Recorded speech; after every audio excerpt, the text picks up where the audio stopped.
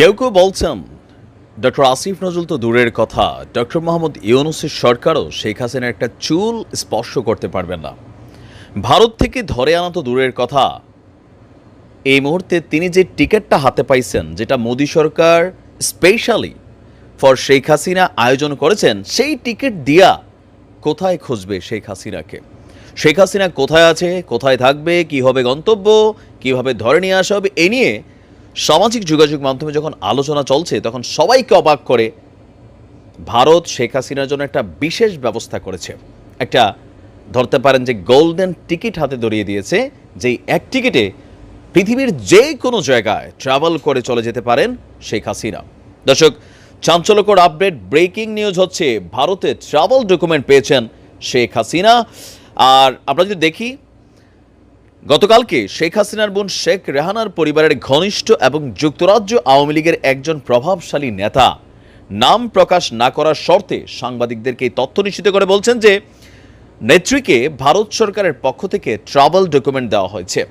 সেই travel document নিয়ে বাংলাদেশের পাসপোর্ট ছাড়াই পৃথিবীর যে কোনো দেশের ভিসা নিয়েও তিনি ভ্রমণ করতে পারবেন। তবে এটা কিভাবে করে, যারা আমি জানি না, এই সম্পর্কে আমার আইডিয়া নাই যে পাসপোর্ট ছাড়া আসলে স্পেশালি কোনো ট্রাভেল ডকুমেন্ট কোনো সরকার কিভাবে দেয়। যদি কারো আইডিয়া থাকে একটু লিখতে পারেন।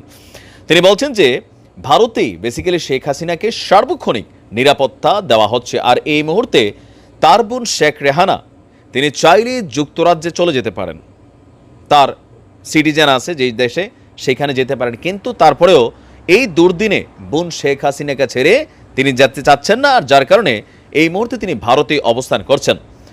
ট্রাভেল ডকুমেন্ট পেলেও আপাতত শেখ হাসিনা ভারত ছাড়ছেন না, কারণ পৃথিবীর কোন রাষ্ট্রে গেলে তার জন্য নিরাপত্তা দেওয়া হবে বা সেখানে তিনি নিরাপদ থাকবেন, এখানে অনেক কিছু থাকে।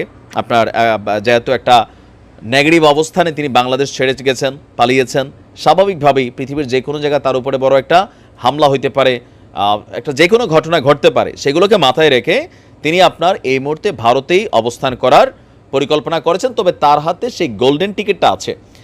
সাধারণত কোনো দেশে আশ্রয় প্রার্থীদের সেই দেশের ট্রাভেল ডকুমেন্ট দেওয়া হয়।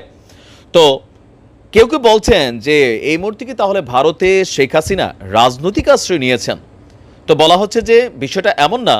যেই নেতা এই তথ্য দিয়েছেন, দৈনিক আমাদের যদি দেখি কালের কণ্ঠে এই নিউজটা আসছে, বলা হচ্ছে যে শেখ হাসিনার গুরুত্ব বিবেচনায়, তার ইম্পর্টেন্স বিবেচনা করে ভারত এই বিশেষ আয়োজন করেছে। আর এই সিদ্ধান্তটা যখন নেওয়া হয়েছে, সর্বদলীয় একটা বৈঠক হয়েছিল গেল কয়েকদিন আগে। আমি বলেছিলাম যে কিভাবে শেখ হাসিনাকে বাংলাদেশের রাজনীতিতে পুনর্বাসন করা যায়, মানে এখন না, আগামী 2-3 বছর ডক্টর ইউনূস সরকার থাকবে, ভারত এটা মনে করছে। এরপরে ভারত মনে করছে যে ইউনূস সরকারের পরে বিএনপি নির্বাচনে আসবে, মানে ক্ষমতায় আসবে।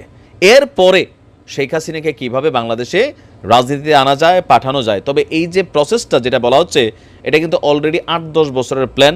সেই পর্যন্ত তিনি যদি বাইচা থাকেন, তখন তিনারও বয়স হয়ে যাবে 90।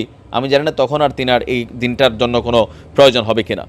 তো শেখ হাসিনাকে ভারত ট্রাভেল ডকুমেন্ট ইস্যু করা হয়েছে কিনা সেই বিষয়ে এখনও সরকারের কাছে কোনো তথ্য নেই। তবে ভারতের পররাষ্ট্র দপ্তরের একজন শীর্ষ কর্মকর্তা বলছেন যে আমাদের মন্ত্রণালয়ের পরবর্তী ব্রিফিংয়ের জন্য অপেক্ষা করুন, সেইখানে প্রশ্ন করে দেখুন মুখপাত্র কি বলে।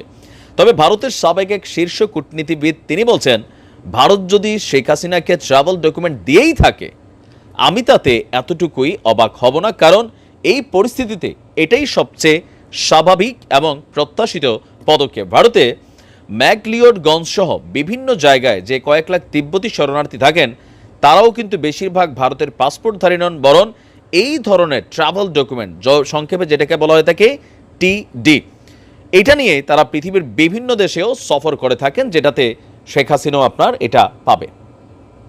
তো বুঝতেই পারছেন যে বরাবরই ভারত হচ্ছে বাংলাদেশ আওয়ামী লীগের একটা সেফ জোন।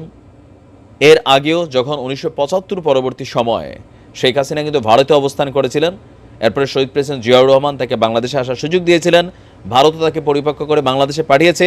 আবার যখন দুঃসময় আসছে, ভারতের কাছেই চলে গেছে। আবার সজীবাজের জয় ভারতের কাছে বিভিন্ন সময় বিভিন্ন আবদার করে।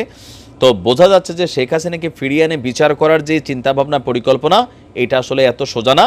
যদি বাংলাদেশ সরকার শেখ হাসিনাকে ভারতের কাছে ফেরত চায়, তখন তিনি আবার এটা দিয়ে চলে যাবেন হয়তো আমেরিকা, চলে যাবে যুক্তরাজ্য, চলে যাবে সুইডেন, ফিনল্যান্ড, তার মানে তিনি মোটামুটি একটা মুভের উপরে থাকবেন। তো তাকে ফিরিয়ে আনা এটা এত সোজা না, বোঝাই যাচ্ছে। যাই হোক, হয়তো সময় বলে দেবে। ভালো থাকুন, আসসালামু আলাইকুম।